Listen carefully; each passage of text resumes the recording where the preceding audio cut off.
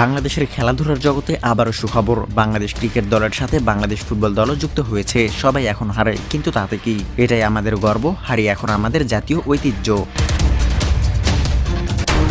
Cricket হোক কিংবা football, বাংলাদেশের দর্শক এখন মাঠে খেলা দেখতে আসে না। বাংলাদেশ জিতবে এমন আশাও তারা করে না, বরং তারা মাঠে আসে ডিপ্রেশন কাটাতে। বাংলাদেশ খেললে মানুষের ব্লাড প্রেশার কন্ট্রোলে থাকে, কারণ হারার আগেই সবাই জানে বাংলাদেশ হারবে, তাই সবাই শান্তিতেই থাকে।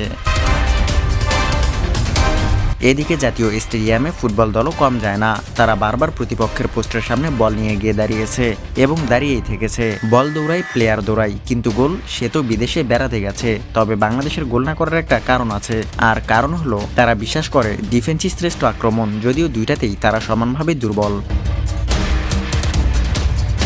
এখন তো বাংলাদেশ হারলে দর্শকরাই সব থেকে বেশি খুশি হয়, কারণ বাংলাদেশ হারলে সোশ্যাল মিডিয়ায় মিমের হ্রাস পড়ে আর সবাই অনেক মজা পায়। শুধু কি তাই, বাংলাদেশ জিতলে সবাই চুপ থাকে আর হারলে সারা রাত লাইভ চলে। ক্রিকেট ফুটবল তো আছেই, হকি দলও এখন ট্রেন্ডে। তারা বলছে আমরাও হারবো, জাতির গর্ব রক্ষা করব। হারার এই ঐতিহ্য আমাদেরকে ধরে রাখতেই হবে, কোনোভাবেই এর বিপরীত করা যাবে না। কেন করা যাবে না তার পেছনেও রয়েছে যৌক্তিক উদাহরণ। সবাই যদি একসাথে হারে তাহলে দেশ ঐক্যবদ্ধ হয়, সেই সাথে একতার প্রতীক হয়ে দাঁড়ায়। এখন আপনারা বলতে পারেন, ভাই জয় পরাজয় তো খেলাধুলারই অবিচ্ছেদ্য অংশ, খেলায় জয় পরাজয় থাকবেই।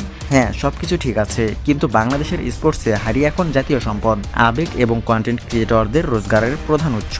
আমি নিজেও এই উৎস ব্যবহার করি, তাই বলি বাংলাদেশ স্পোর্টস হারেও আমাদের গর্ব।